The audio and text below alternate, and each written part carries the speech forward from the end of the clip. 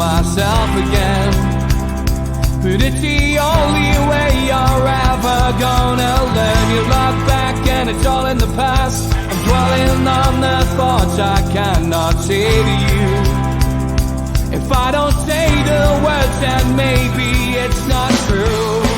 And it feels alright when they come and say to you. Welcome along to NUFC Matters. I've been looking forward to this. Those were the days with George. George, what year we're going back to? What season? 78-79. It's we're well and truly in the second division now, so it's a rebuild, start of a rebuild, if you like.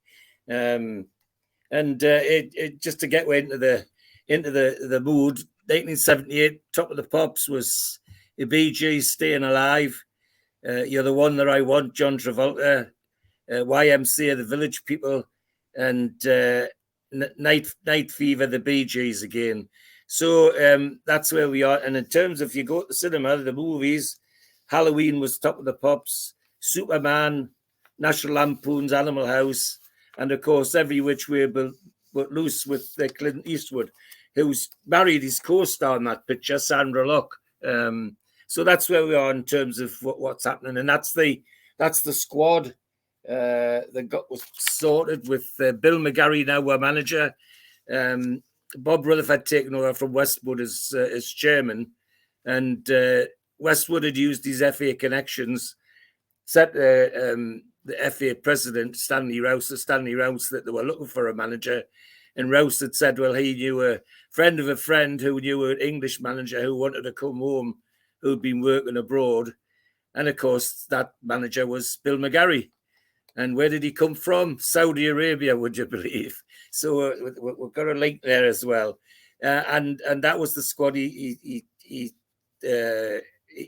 took over, or he set up.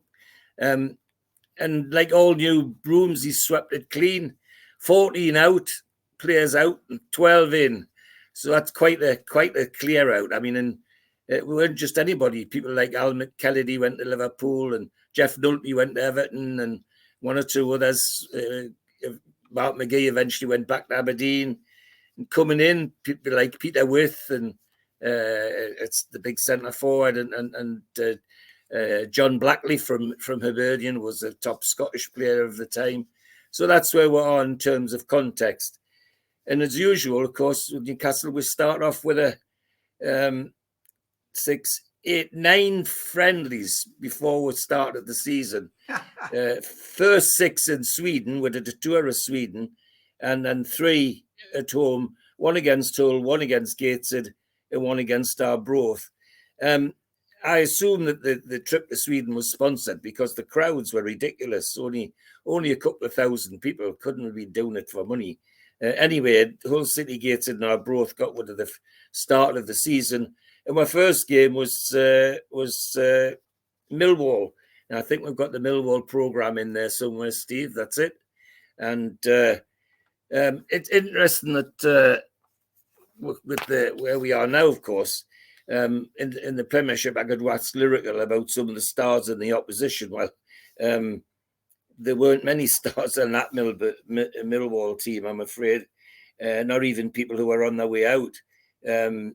Our team was Mick Mahoney, Peter Kelly, Mickey Barker, Tommy Cassidy, John Bird, David Barton, Nigel Walker, Jim Pearson, Kenny Mitchell, Terry Hibbert, and John Connolly. And that was to be the basis of our team for most of the season. And we started the season with a loss, unfortunately. Lost 2-1 to Millwall, which didn't go down well in the Gallagher corner. So our next match was a home match against West Ham. And was that a picture of Millwall? Yeah, that's the old den, which was quite a place. You know, it was. In fact, I've got a picture somewhere for a cup tie where there's people actually sitting on the roof of that stand and up the floodlight pylons and all sorts. But anyway, just to lighten it up, as I say, the next game was a home game against West Ham, and it's a one which in the first division would be looking at the team and thinking, well, this is a great team, but still some good players, but they're on their way out now. That they're really veterans like Billy Bonds and Frank Lampard Senior, Trevor Brooken, the ex-England man, and Alan Kirbishley, Devonshire, Pat Holland, David Cross, and of course Pop Robson, our ex-player. But most of them were veterans, which is why they ended up in the second division like us. Sadly, in that particular day, they were too good for us. They beat with 3-0. Goals from Devonshire, David Cross, and just before the end, you could almost write the script, couldn't you? That Pop Robson would score a goal against it. And the next game is a home game against Luton Town. And Luton were really new to the league in many ways, but they had one or two ex-top players like Brian Steen, a centre forward from Coventry, and Ricky Hill from Millwall and so on, other London clubs he played for. Our team was almost unchanged. Mahoney, Kelly, Barker, Cassidy, Bird, Blackley. Colin Suggett sneaked into the team because McGarry had brought him from West Brom. Terry Hibbett was back in the lineup, and John Connolly. But beat with 3-0, and as I say, not a score that went down well in the Gallagher corner, because apart from being a poor score, it also meant our league position was already starting to look a bit iffy, So anyway, we get the relax from the league to go to the League Cup, second round of the League Cup, and we could draw Watford away. So we'll play Watford in the League Cup, and we 15,000 at the game at Vicarage Road, and we were out of the League Cup straight away. 2-1 Watford beat we, and Pearson scored our goal, but the two Watford goals were scored by a man called Luther Blissett, a dangerous centre forward from the West Indies, who made quite a name for himself. But name or not, he managed to put us out of the League Cup. So that's interesting. The League Cup gone and down and done and dusted. So the next game's an away game at Cambridge, and unusual programme this one because it's printed in landscape rather than portrait style, which is interesting. Anyway, Cambridge will go for an away match, league match, and we draw 0-0 at Cambridge, and at least that's a point on the board, and we're starting to climb up the league a little bit with that point. Our team now got Steve Hardwick in goal, Peter Kelly, John Brownlee's come in, who he brought from Scotland, Cassidy, Bird, Barton, Suggett, Pearson, Peter With, centre forward, Terry Hibbett, and John Connolly. In the Cambridge side, there was a couple of older players on the way down, like Ian Buckley and Alan Bailey, both from Charlton era in the first division.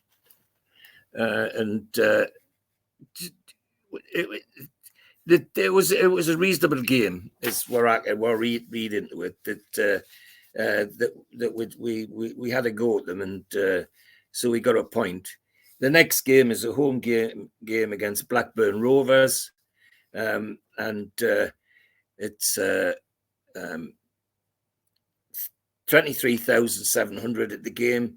Steve Hardwick, Kelly, Brownlee, Cassidy, Barton, Blackley, Suggett, Pearson, With, Hibbett and Connolly. And you can see the skeleton of the team's virtually the same. And Blackburn Rovers, well, they've got John Pickering as their manager, ex-Sunderland player. And they have in the defence Glenn Keeley, who used to play for us.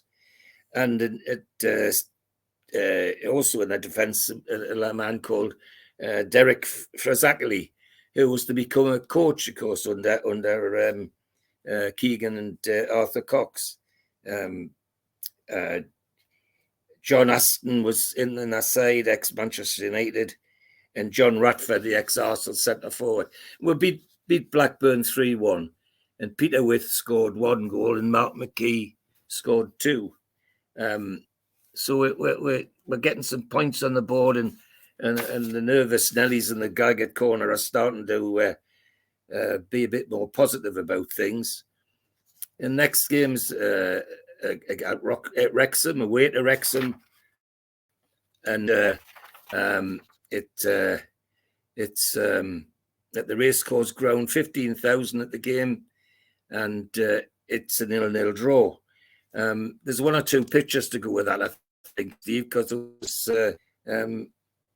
quite a lot of excitement from the previous game we played there. That's the Wrexham ground, which is the thing I put that in for. Is look at the state of the pitch. This is just the beginning of the season. We've only played about 5 or 6 games, and look at the state of that pitch. I mean, when you think of what St James's Park looks like at the end of the season, it never looks like that. Never mind the beginning. So that's another game, but it's another bad pitch. It looks like a sand pit. Well, exactly. It's Filbert Street, and typical Filbert Street, like St James's, was like a mud heap when it was wet, and when it dried out, they used a lot of sand, and that's what you got when you rolled it. It just became like beach football rather than real football. That's it. Anyway, we drew 0-0 with Wrexham, and the team was almost unchanged. Hardwick, Kelly, Brownlee, Cassidy, Barton, Blackley, Suggett, Kelly Mitchell, Peter With, Terry Hibbert, and John Connolly. In the Wrexham team, not many names of note, except one, Mickey Thomas, who was a brilliant player at Manchester United, and also he became their manager, well known as their manager in one of their cup runs. And Mel Sutton, who's a former Welsh international, who was on his way down, really. But they gave a good account of themselves in that match. And as I say, we're getting another point on the board. And it's Orient now is the next game. We're at home to Orient, and there's 26,300 at the game, and anticipation of some points on the board because Orient weren't playing particularly well, and with unchanged team, Hardwick, Kelly, Brownlee, Cassidy, John Blackley, and Leyton Orient. Well, couple of names. Bill Ruffy was a stalwart of Leyton for many years. Paul Went, who came from Spurs, and Peter Kitchen, who came from Crystal Palace. It was a dreary 0-0 draw, that they could have played all day and neither team would have scored. But it's the important from our point of view was it was a point on the board. The next game was an away game at Notts County, and they're not playing terribly well either. And we're hoping that that we'll get some points. And because this is the Magpies playing the Magpies. Look at the Magpie on their programme, and it's interesting because they've just come back into the league, having been all over the place, Notts County, and 11,000 at the game. And it's a 2-1 win to us. John Bird headed one and just before half time. Paul Hooks equalised for them in 62 minutes. And in 88 minutes, just before the end, John Connolly scores a 30-yarder to give a 2-1 win to Newcastle. And team, Hardwick, Kelly, Brownlee, exactly the same as played in the previous games. One exception, the substitute Kenny Mitchell, Mark McGee went on for Kenny Mitchell because he was injured. Notts County team at the time, Don Masson was playing for them, ex-Middlesbrough player, and David Hunt, who was an ex Arsenal player, went to play for Notts County. So they got a win away from home. Was what was needed by Newcastle fans at the time, because they were starting to look a bit thin. The next game is home game against Leicester City, and it's I love some of the hairstyles in these pictures, Steve. Yeah, they're making me jealous. Yeah, absolutely, me and all. Steve Hardwick in goal, and the rest of the team unchanged. Brownlee, John Bird, Blackley, Suggett, Kenny Mitchell, Peter With, Terry Hibbert, John Connolly. Leicester City, one or two stalwarts for them. Steve Whitworth played for them for many, many years. And Jock Wallace was their manager at this time, the Scottish manager, real character. Dennis Rolfe was one of their fullbacks who played for them for many years after coming from West Ham. Keith Weller, who came from Spurs, Steve Kember from Palace, Billy Hughes from Sunderland, and but Leicester were beatable, is all I'd say, and sure enough, we managed to beat them, but only just. Right on the last kick of the game, Nigel Walker got the goal that got a 1-0 win, and sent the Gallagher End home happy. The next game is a away derby match against the Mackhams, and it's the one which they're on a par with us. So it was hoping we might at least get something out of it, and sure enough, we did. Peter With put us at lead in the 13th minute, and in the 80th minute, Roy Greenwood scored the equaliser.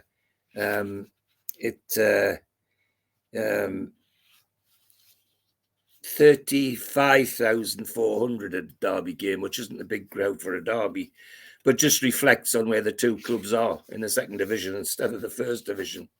And Sunderland team was some old-fashioned names: Barry Siddle, Mick Henderson, Joe Bolton, Nick Doherty, Jeff Clark, ex-Newcastle centre-half, of course, Sean Elliott, Gordon Chisholm, Alan Brown, Wayne Entwistle, Bob Lee, and Gary Rowell, who started to make his name as a manager and suddenly disappeared. Our team unchanged: Hardwick, Kelly, Brownlee, Kenny Mitchell, John Bird, Barton, Suggett, Nigel Walker, Peter With, Terry Hibbert, and John Connolly. And the Sunderland manager at that time was none other than Jimmy Adamson, who got from Burnley, Ashington lad, who was managing them. So at least we get a drawn. Honours even in a derby match is no bad thing. And there's a picture from Roker Park. There aren't many of them around, because you see it at the and that I think is from the actual match, and I think that's the equalising goal they're celebrating at the time. So, but the next game is a home game against Charlton, away game rather, against Charlton Athletic, and psychedelic, that absolutely jazzy, isn't it? It didn't take much finding, I tell you. You could see it straight away. Anyway, we went to Charlton with hopes that had a couple of good results. The derby draw, wow! And what did Newcastle do? They let us down with a thunderous thump. We go to the Valley. Only 12,800 at the game. Nigel Walker puts with the lead in 20 minutes, and everybody thinks, oh, this is good. But then Mike Flanagan, 31, with a penalty. Martin Robinson on 73 and 84 minutes, and then Stephen Gatt to 87 minutes makes it 4-1. An absolutely disappointing day for Newcastle.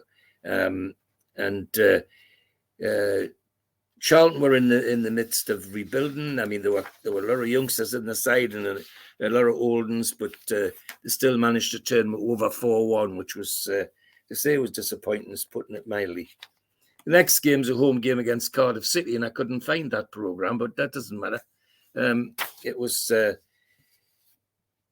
the kick up the backside of Charlton obviously did them some good because Cardiff were actually playing quite well. But they came to St James's, 24,000 at the game, which is not bad after such a bad loss at Charlton. And they beat Cardiff 3-0.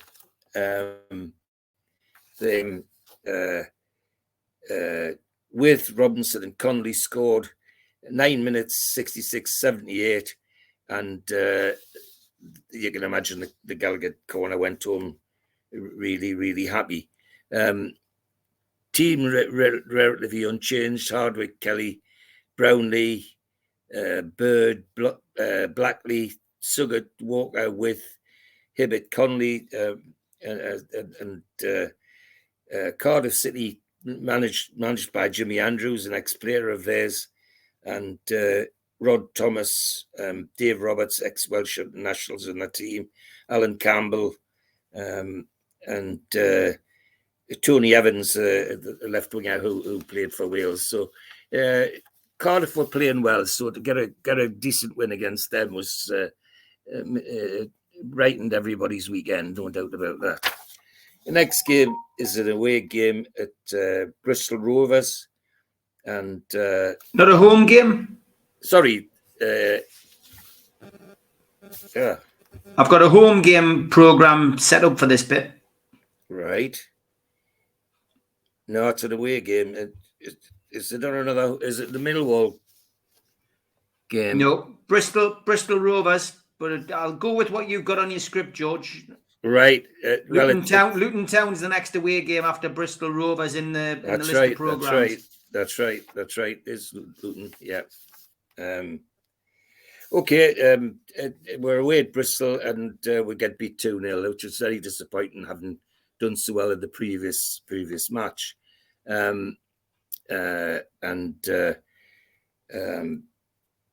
Full team, Hardwick, Kelly, Brownlee, etc., all in the team, but we couldn't get a result at Bristol at Eastville Stadium. And Paul Randall scored both the goals, was a centre forward, the boat from West Brom, I think, just before the game. But 2-0 it was, and disappointing it was as well. The next game was a home game against Millwall, which I don't think I got a programme for that one. Well, everybody's got their fingers crossed because we're now starting to slip from the middle of the league again, and that's worrying. Haven't had the trepidation we had the season before. But with the same identical team, Hardwick, Kelly, Brownlee, Pearson, Bird, Blackley, Suggett, Walker, with Hibbett and Connolly, we beat Millwall 1-0. And it's virtually the same Millwall that beat us in the opening day of the season, with 23,000 at the game, which is not bad considering the run of bad results that we'd had. The next game is an away game at Luton. You're absolutely right, Steve. I must have got the pictures mixed up somewhere, but never mind, it doesn't matter. Luton, people are hopeful that because we've had a couple of good results, of course, that we might get something at Kenilworth Road. Well, it doesn't pay to get your hopes up when you're a Newcastle fan, because Luton beat with 2-0, and it was too easy. Is what I read about it, is that they scored in 23 minutes and they scored at 85 minutes, but in between they could have had a lot more.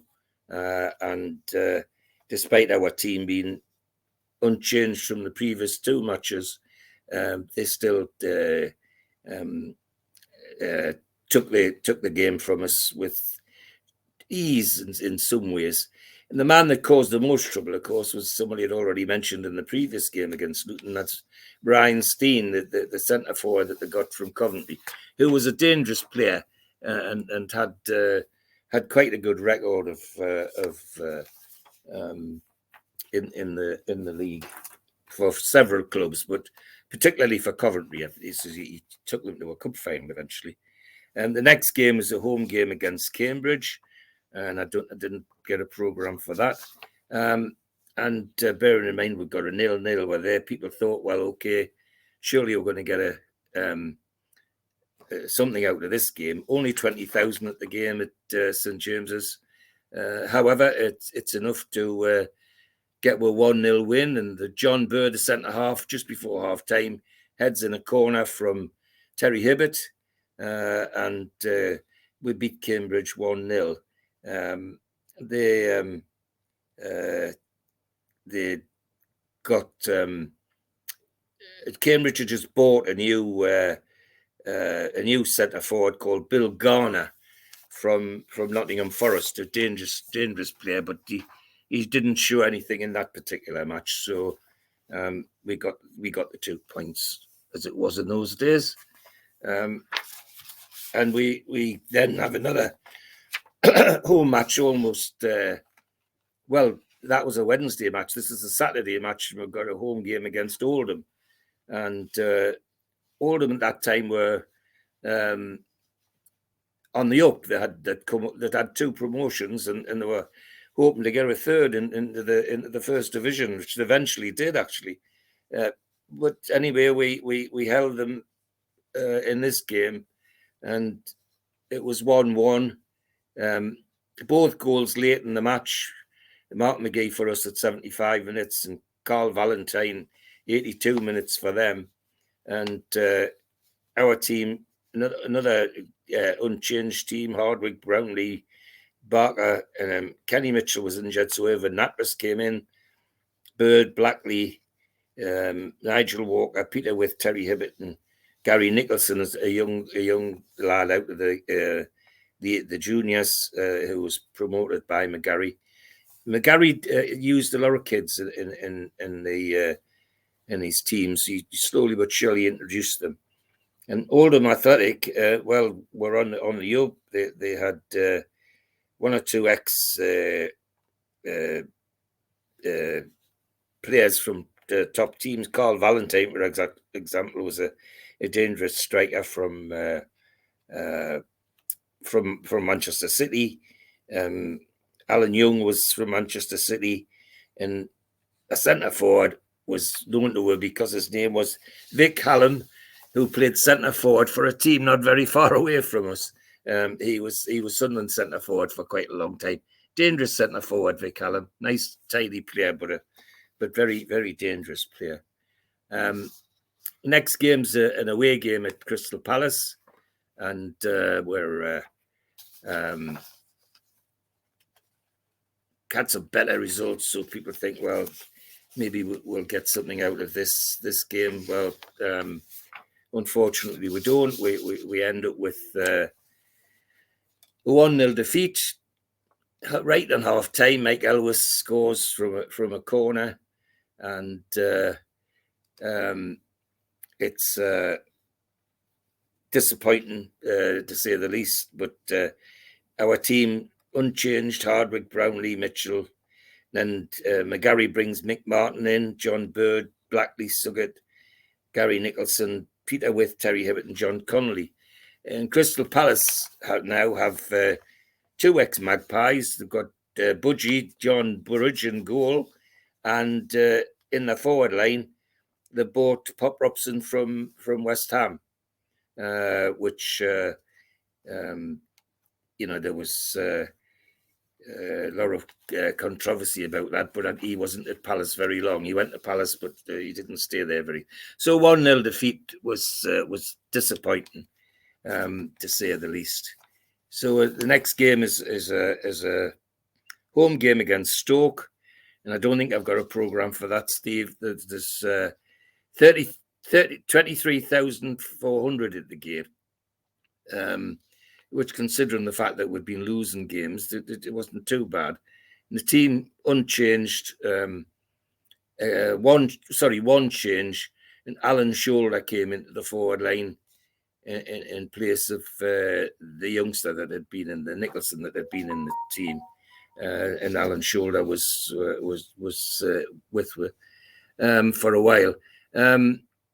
we beat Stoke 2-0. Peter With and John Connolly scored the goals in the second half. Stoke City, managed by Alan Durbin, an ex-Mackham player and eventually an Mackham manager as well. Alan Durbin was Stoke's manager. The lot of older players and young, a mixture of old and young. Dennis Smith was a centre back. He was to become play for the Mackhams and manage the Mackhams. Mike Doyle, who come from Manchester City. Howard Kendall, of course, ex Everton. Sammy Irvine from Manchester United, and Garth Crooks, the ex Tottenham winger. Well, we beat Stoke 2-0 thanks to Peter With and John Connolly scoring some goals for us. The next game's an away game against Fulham, and everybody's hoping that having found what form, we might get something out of this game. And for once in a while, they don't let us down. They go to Fulham and give a really good account of themselves. Alan Shoulder scores on 7 minutes, Peter With on 30 minutes, and John Connolly on 53. And we beat them 3-1. And their goal is scored on 11 minutes by a young man called Chris Guthrie, of course, who used to play for us, as did his brother, Guthrie, that was the fullback. Chris Guthrie was a dangerous winger, but didn't stay with us very long. Moved south fairly quickly. Bob Campbell was the manager, an ex player of theirs, and the team at the time, they were rebuilding as well. So there were lots of people in the team who were unknowns in many ways. The only one that I can say that meant something to me was Kevin Locke, who was an ex-West Ham player, a very tidy defender, and John Beck, a midfielder with a lot of class.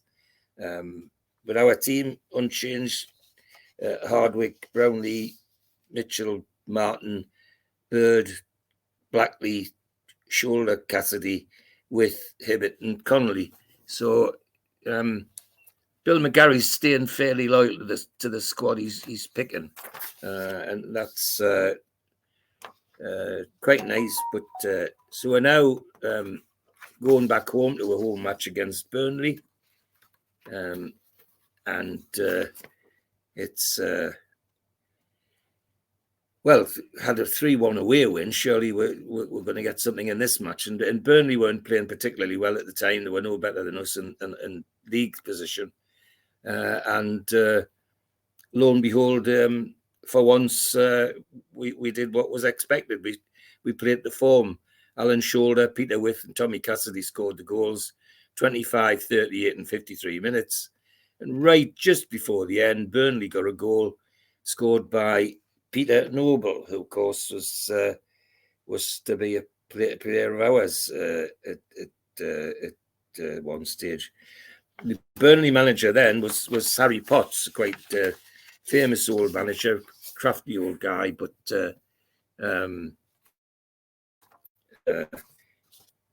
quiet. Most of a guy. So this.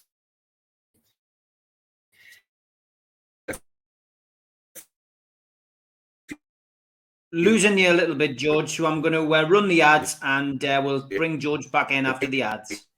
A big shout out to all our sponsors. Thanks to Skips and Bins. Telephone 0800 25 45 25 3. Email inquiries at skipsandbins.com. Website skipsandbins.com. Easy contract free and pay as you go waste collection.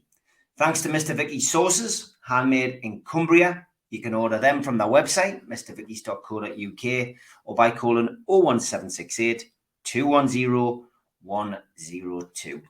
Thanks to Media Arts for all the help with the video technology. Thanks to qtechshop.co.uk, the makers of pool tables and snooker tables in Wallsend, Newcastle. If you enjoy the show, please hit the little thumb under the video and like the video. Click share to share to your other social media, or subscribe. It's free and we do 7 shows a week.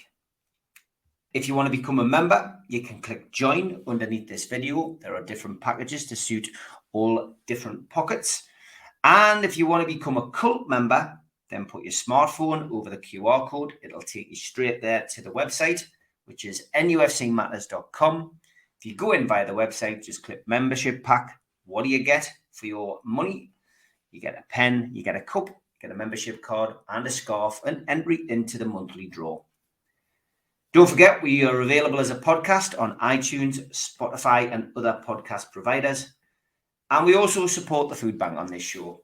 NUFCfansfoodbank.co.uk is where you'll find the matchday bucket. You can make a virtual donation today. We've also got some events coming up over the next couple of months. An evening with Peter Beardsley at the Tyneside Irish Centre. Tickets available from newcastlelegends.com, or go to Voucher and get a 40% discount. Our end of season do is the 27th of May at the Tyneside Irish Centre. Tickets are a tenner from NUFCmatters.com. An evening with Gavin Peacock takes place on July the 10th at the Tyneside Irish Centre. Tickets from NUFCmatters.com for that event. And the following night, Gavin will be at the Tynemouth Surf Cafe. Go to their website for ticket information. We've got a vast range of t-shirts, merchandise and memorabilia available at our website. The Isaac t-shirt is doing well. Go to NUFCmatters.com to buy one today. Okay, we're back. George is back in the room. George, we lost you as you were discussing the Sheffield. No, was it? I'm just trying to work it out. It was Burnley, mate. We started losing you when you were talking about Burnley, I think. All right. Well, we beat Burnley 3-1 thanks to goals from shoulder width and Cassidy. And at the end, Burnley consolation, you could have guessed, was scored by Peter Noble. It's always a player that either is with us or is going to be with us. He scored on 86 minutes, 23,000 at the game. The next game's an away game at Sheffield, Sheffield United. And everybody's got the hopes up, but 23,200 Bramall Lane saw Sheffield United beat with 1-0. Thanks to a Paul Garner goal. The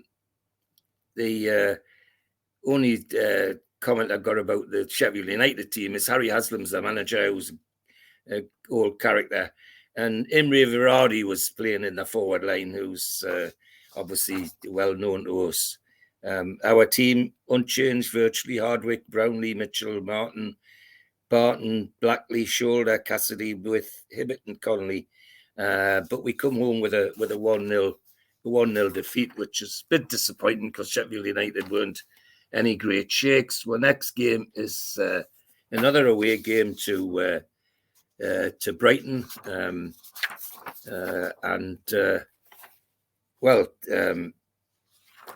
everybody thinks have a go at them because Brighton weren't particularly good at the time.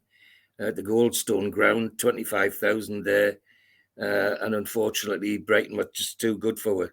Beat with 2-0, 18-minute goal and a 63-minute goal. And in between, where our read was that we could have played all day, we would never have scored. Lots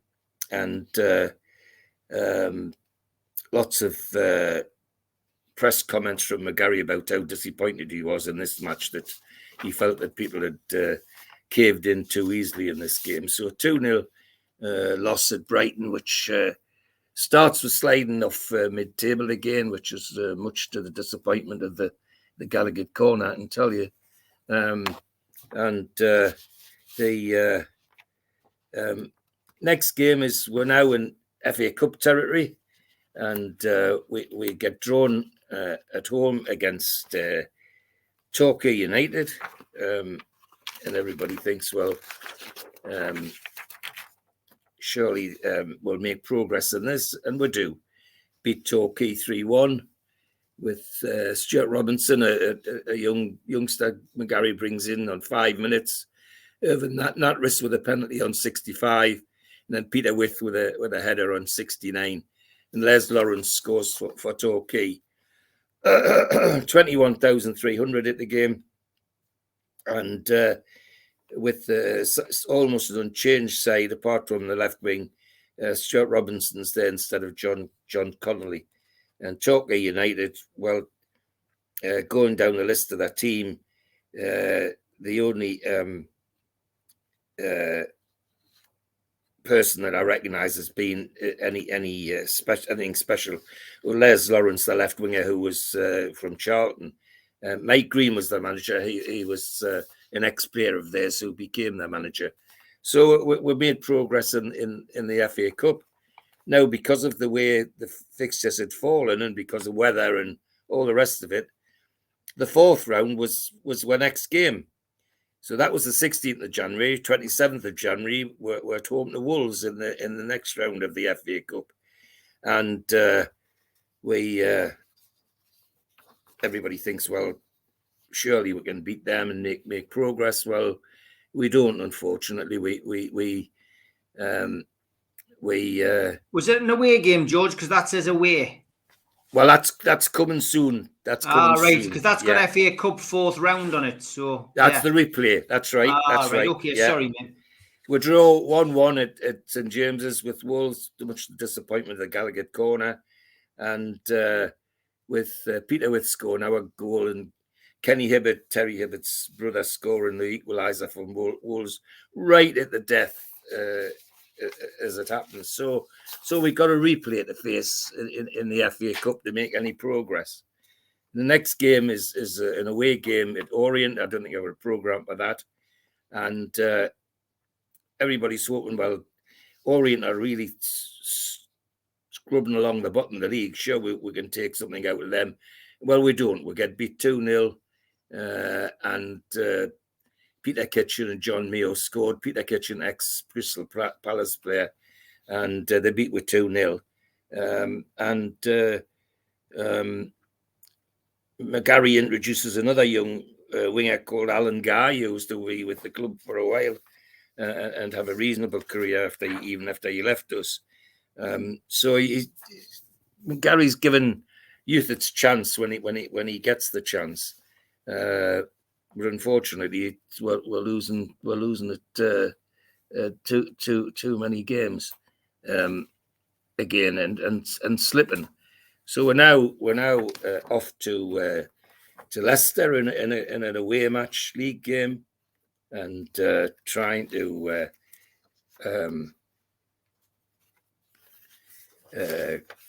recover a bit of league position, because at the moment we're sliding just down below halfway, which is panicking everybody a little bit. 15,000 at the Leicester game, and unfortunately we go 2-0 before half time against Leicester, and Irvin Natras scores a header from a corner in 70th minute, and it's Leicester were backs to the wall, but they held on and managed to beat with 2-1, and it was a disappointing result.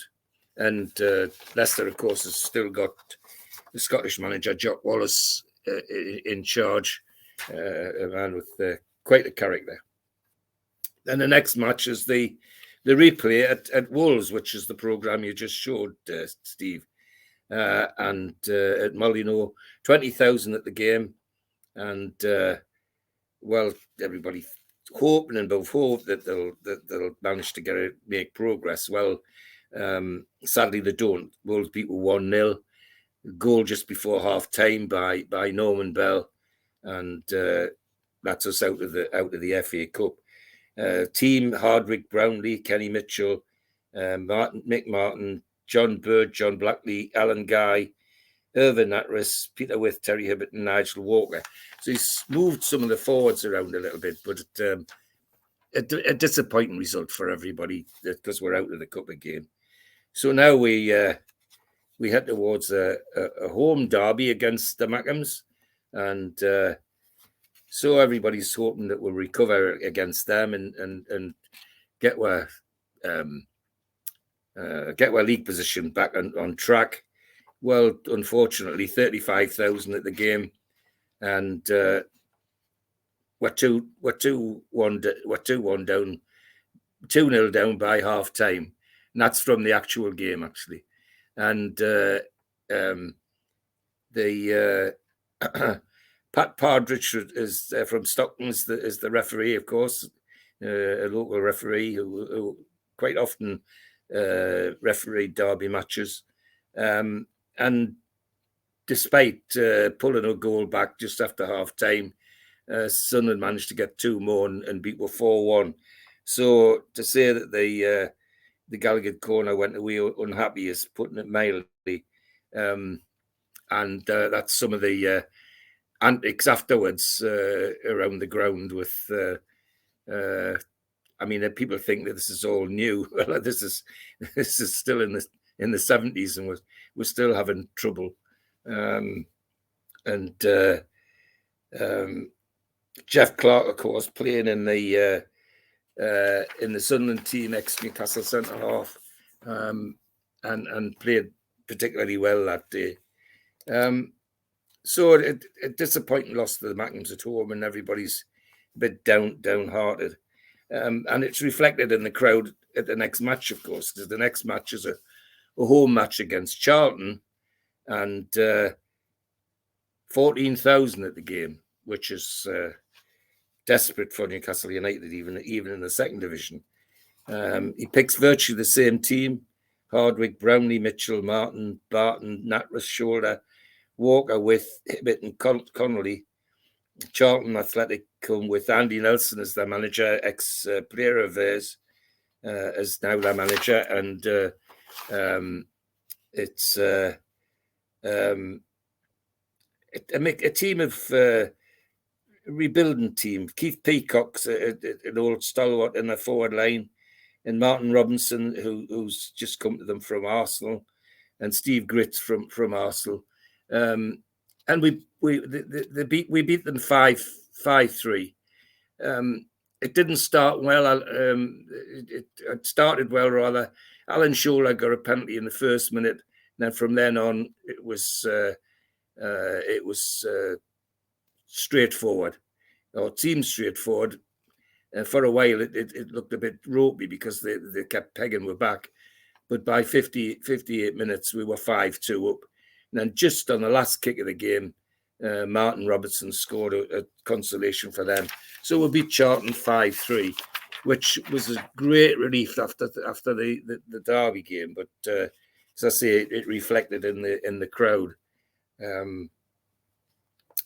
So we're now away to Cardiff City. I don't think there's a programme for that, and people are hoping, because Cardiff aren't a brilliant side, but they're not doing too badly either. Hoping that we might get a point. Well, we don't. Cardiff beat with 2-1. John Connolly got a consolation just before the end, after Bishop and Stevens had scored for Cardiff, and they'd introduced a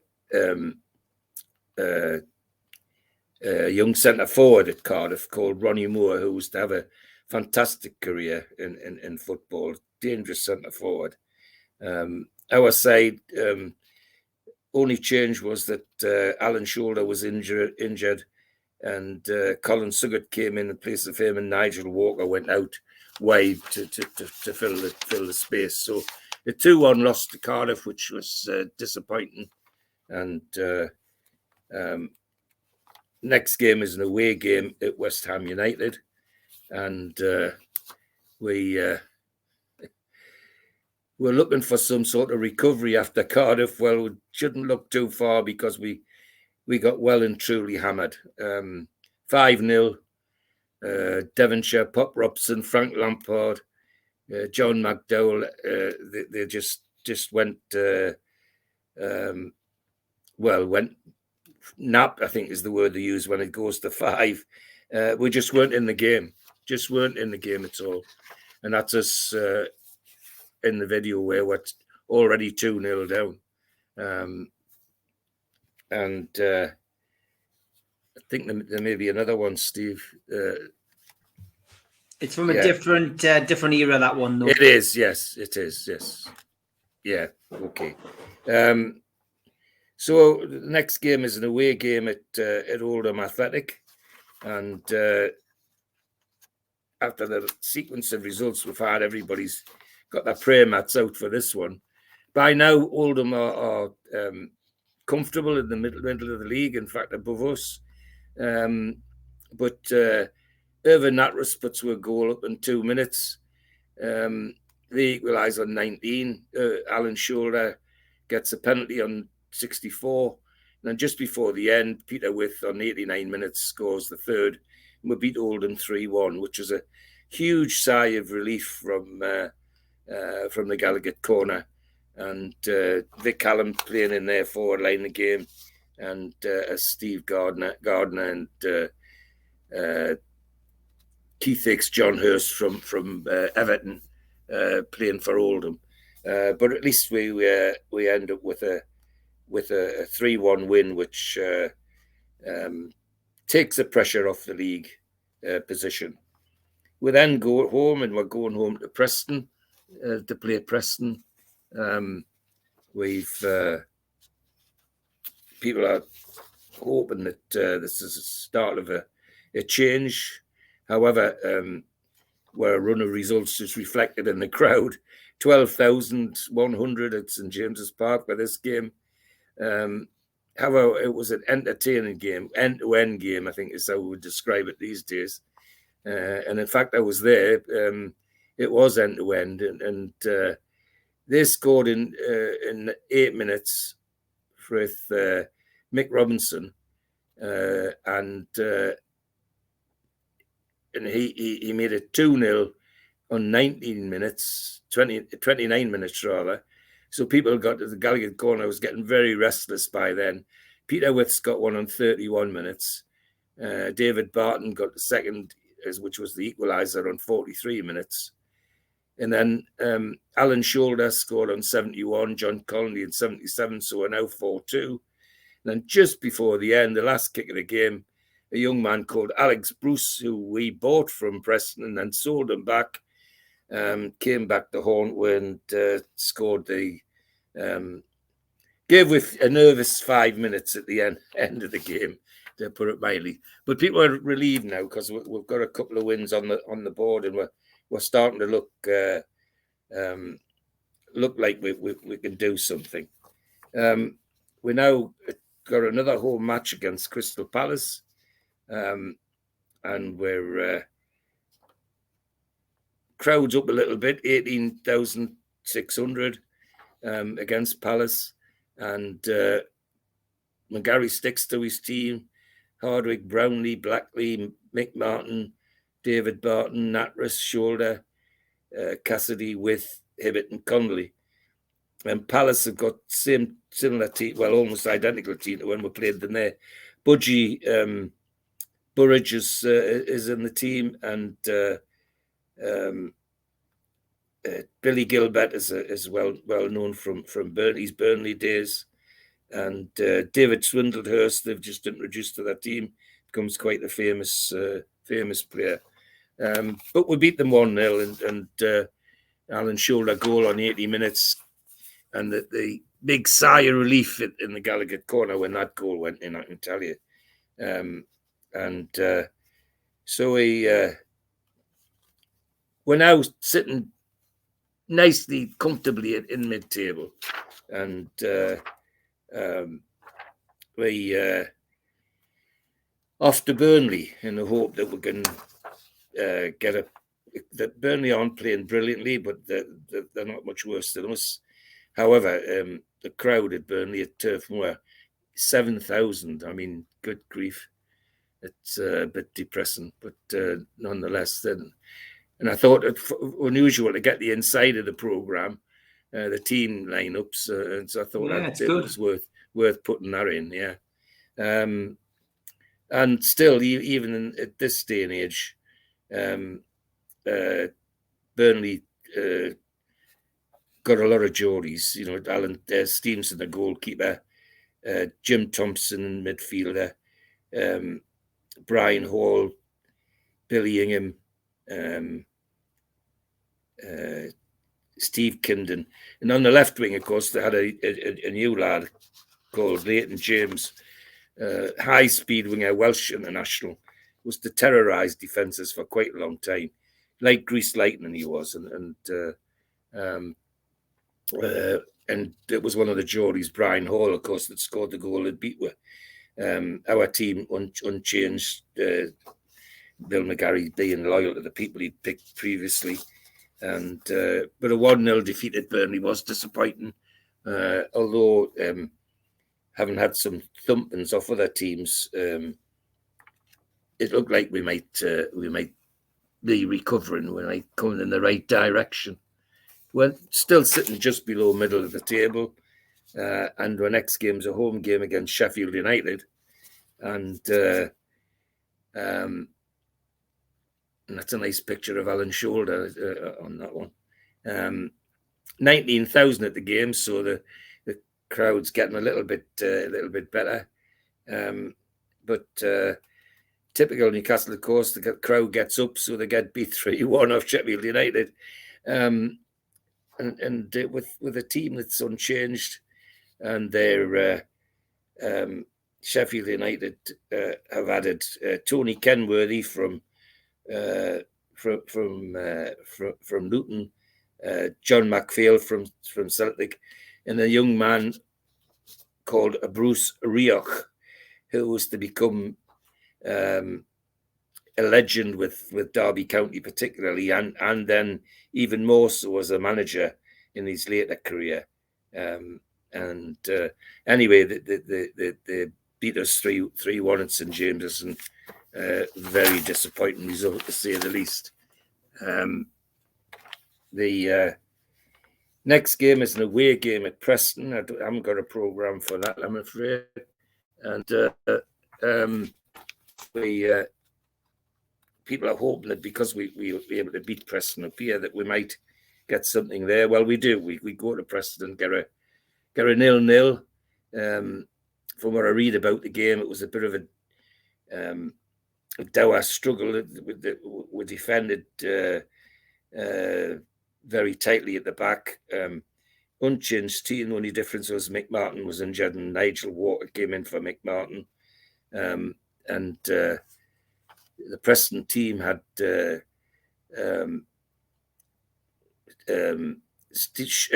Hasselgrave was an old stager of theirs, and Mick Robinson, a dangerous centre forward, and Stephen Doyle from Manchester City played for them. But we managed to get a 0-0 and another point on the board to keep us stuck in the middle of the league. We're now at home to Notts County, and Magpies versus the Magpies again, and 12,000 at the game, and we now, for us, the introduction of a new goalkeeper who became quite well known and quite well liked by some people, called Kevin Carr, ex-policeman who as I say, became well known and well liked by some people, and had quite a good career.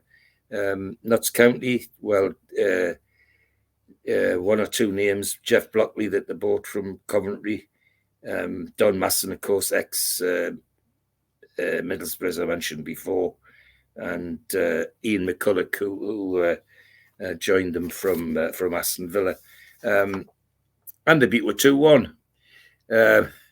14 minutes, Paul Hanks, Ray O'Brien 59 with a penalty, and then on 82 minutes, Peter With gets us the consolation. But we lose 2-1, which was very disappointing to the Gallagher corner, I can assure you. Next game is a home game against Fulham, and having given a good account of what sells at Fulham, people hoped that we'd get something out of this game, and we do. We draw 0-0 with Fulham. I remember being at this particular game because the crowd was depressing. 11,000 in St James's Park is, even in those days, was not enjoyable at all. Team was virtually the same. Kevin Carr, the slight difference at fullback as Kenny Wharton came in for John Brownlee, who was injured. Otherwise, the same. In Fulham, with Bob Campbell still the manager, and Tony Gale was brought into that defence. Was to become quite a famous centre back. He ended up with Liverpool, I think. John Beck and Kevin Locke were in the midfield, and Chris Guthrie rather, who came from Newcastle, was in the forward line. But we drew 0-0 with them, and at least it was a point on the board, and people could look at the league table and heave a sigh of relief, and hope that we might get something out of other games that are coming fast and furious now. Next game is an away game to Blackburn Rovers, and we've that's a good picture of Ewood Park.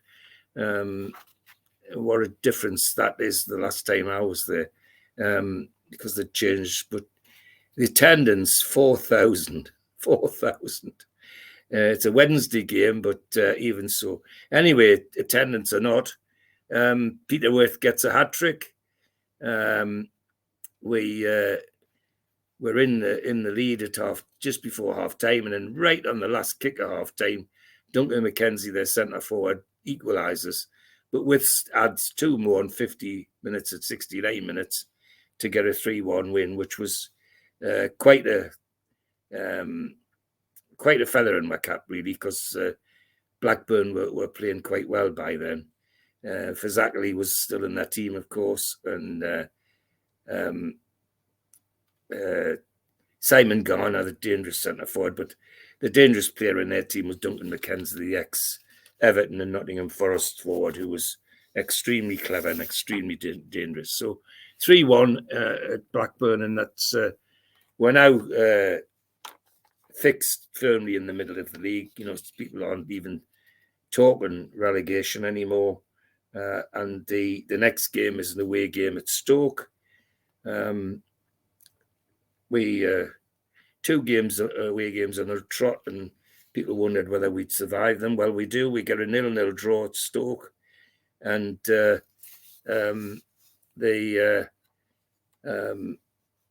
Stoke team, Alan Durbin's still the manager, but got Dennis Smith, Mike Doyle, Howard Kendall, some great names in that team, and just introduced into that team as a substitute for Garth Crooks, a young man called Viv Busby, who we were to get to know very well indeed at Newcastle. Always, I thought, an underrated player, Viv Busby, but never mind. We got a 0-0 draw. That was the important thing of that particular day. 23,200 at the Victoria Ground, and our team unchanged apart from the left wing. Connolly was injured, and Gary Nicholson, the young junior player, was brought in to fill in for Connolly. So we're not doing so bad. We're certainly above middle of the table. Next game's home game against Bristol Rovers. Now, I suspect that's the programme that was out of place. Yeah. They're not playing very well. They're struggling above bottom, but they're still struggling. And our team, Kevin Carr, Natris, Kenny Mitchell, David Barton, John Burge, shoulder Suggett with Hibbett, and John Connolly's back. And for the Bristol team, Bob Campbell, ex-player of theirs, is the manager. Goalkeeper Martin Thomas. Gary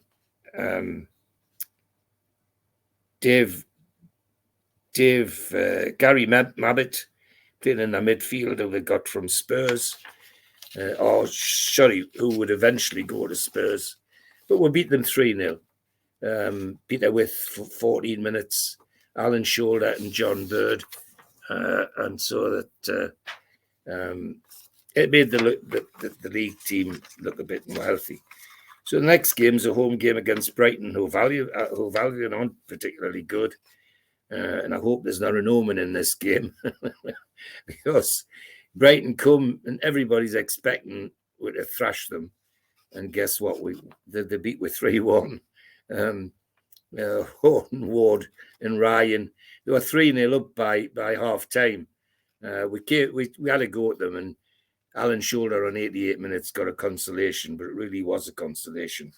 And their manager by this time was a man called Alan Mullery, who'd joined them from Spurs. Their goalkeeper was a young man called Eric Steele, who was a Geordie, who they got from West Bromwich Albion. And trying to see who else was it. Centre forward was Jerry Ryan, Irish player, who was a very clever player. But they beat with 3-1, and 28,000 in the crowd. We'd been getting 12,000, and on the day we get 28,000, we're going lost 3-1. And the next game is a home game against Wrexham, and we expect to do better against Wrexham. However, if you get a crowd, if you start getting good 12,000 and suddenly get 28,000 and you lose that match 3-1, well, the next crowd's not going to be bigger, is it? 7,000. Now, I was actually at this game, and 7,000 in St James's Park. There were just pockets of people near the barriers, nearly shouting to one another, to communicate. It was diabolical. Yeah. However, we won 2-0 with Alan Shoulder and Jim Pearson scoring the goals, and to end the season on a victory. And we then went to France and played a friendly in Cognac in France, and ended the season away from home in that way. The season ended with I think we're eighth when we finished, and there was a middle, from about the middle of the league, from 13th was 40, up to 7th was 42, even 6th was 44. So, and that was Notts County. So there was nothing in that middle part of the league, but the ones up above were Palace 57 won it, and Brighton 56, Stoke 56, Sunderland 55, and West Ham 50. All the others were well below 50 in the same sort of grouping as we were. So it wasn't the best. Peter With was our best goal scorer with 16 goals, but it set a foundation for the second division. Is all I'd say. People were relieved that the sequence of losses that we'd had for the previous couple of years had disappeared. So at least we were sitting nicely and fingers crossed that with some summer buys and all that sort of thing, that we would have a shout at getting out of the division. But we'll see, is all I'll say. Some good things in it. For me, McGarry wasn't always liked, but I think his approach to clearing out 14 out and 12 in was absolutely right, because people were stuck in a mire, in my opinion, anyway. And the only way to shake them up was to put some new people in. And people like Peter With came in and made quite a difference. Became a bit of a hero with the Gallagher corner. I mean, he was big, bustling centre forward, one or two of the young ones he tried. Kevin Carr and others that came in from the juniors ended up with reasonably good careers. So McGarry wasn't all bad, but obviously he wasn't all good either. So that's it. That's 78-79.